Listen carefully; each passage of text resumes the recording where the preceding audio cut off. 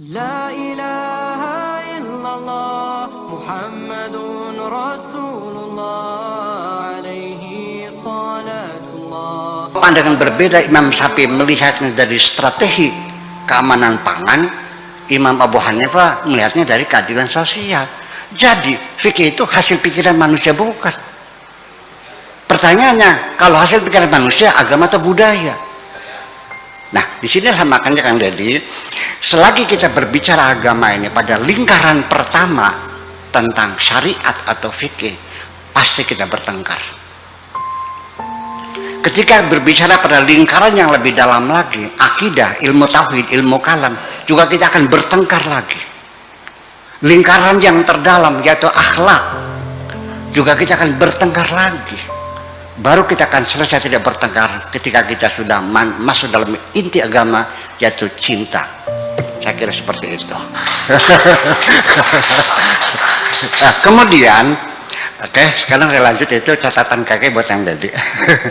Kemudian tentang heterogenitas dan pluralitas, sengaja saya pakai dua-duanya karena heterogenitas tidak mewakili pluralitas. Demikian pula sebaliknya. Saya ingin bicara dengan bahasa sederhana sajalah, karena audiens kita juga kan heterogen. Ketika saya berbicara di hadapan orang banyak, karena sebagai public speaker, ada Kang Deddy, ada profesor, ada tukang beca, ini kan heterogen.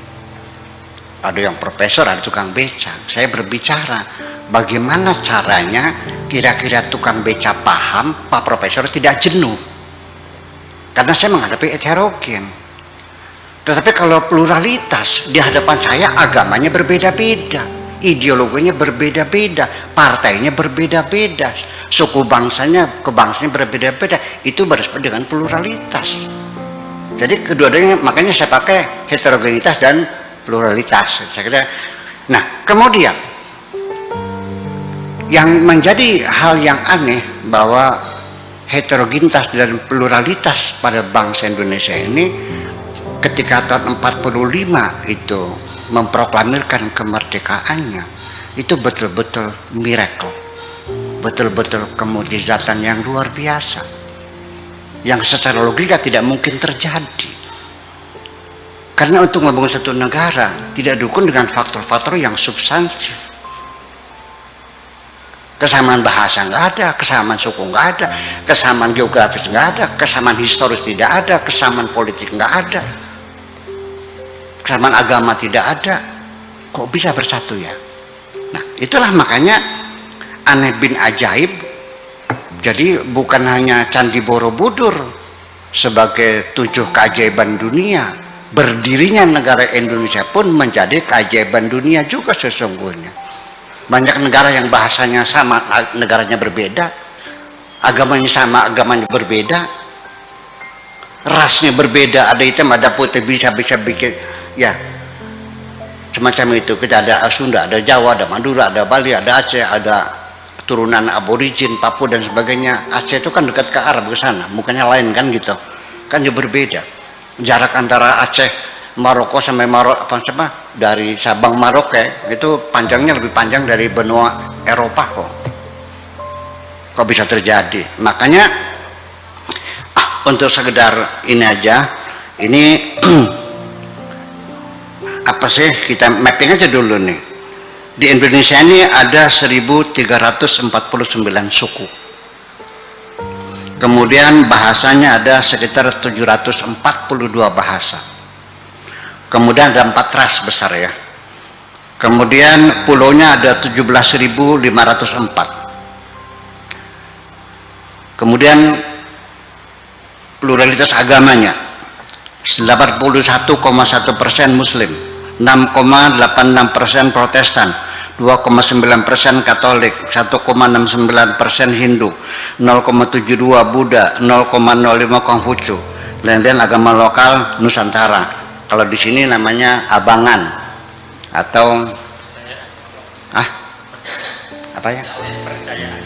Bukan abangan, ya garingan. Nah, kalau di Pasundan wiwitan. Kayak dulu pernah diviralkan Kang Deddy katanya agamanya wiwitan. Masih kan dulu tuh, kayak dulu tuh. Ya itulah, itu kan hoax ya, fitnah saja macam itu. Karena kemudian juga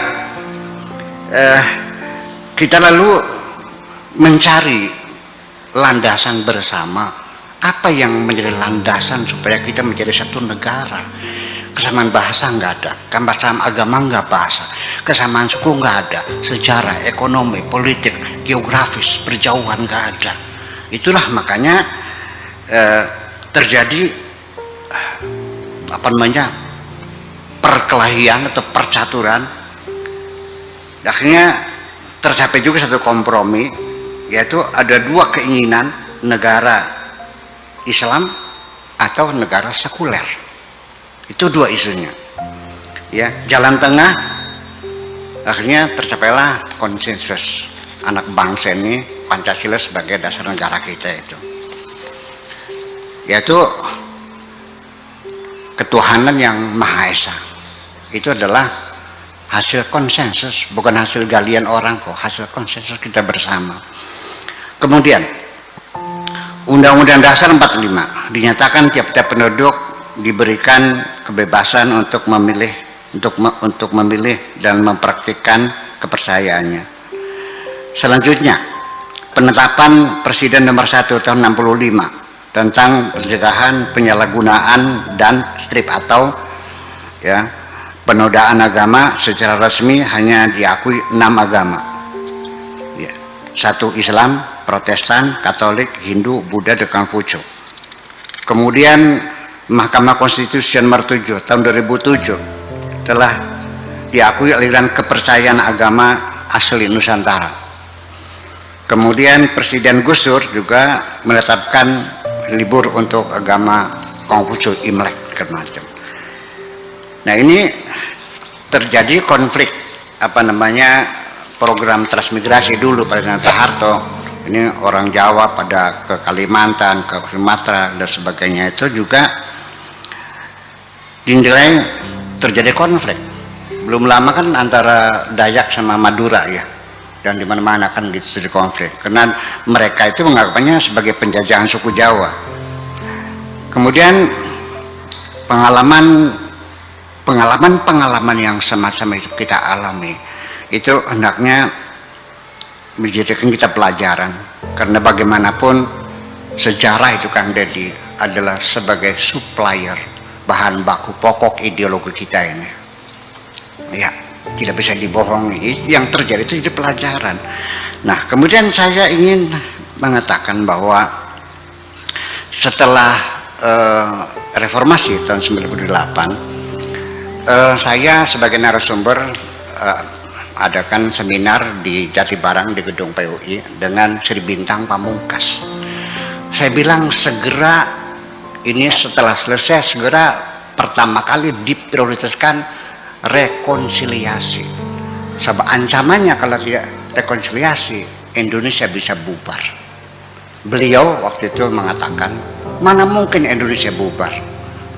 Saya tidak membantah, cuma saya bertanya, mana Sriwijaya, mana Majapahit, mana Tarumanegara, mana Romawi,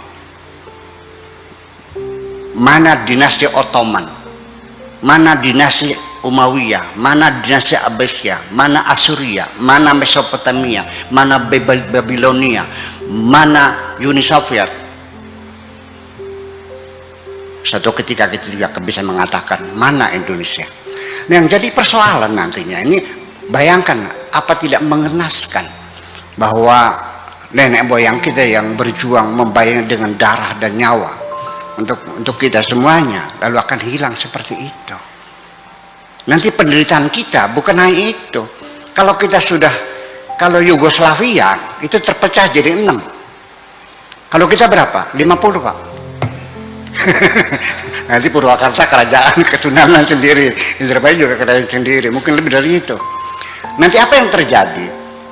Kalau sudah negara ini kecil-kecil, yang terjadi adalah kita akan menjadi satelit negara besar kok. Itu satu.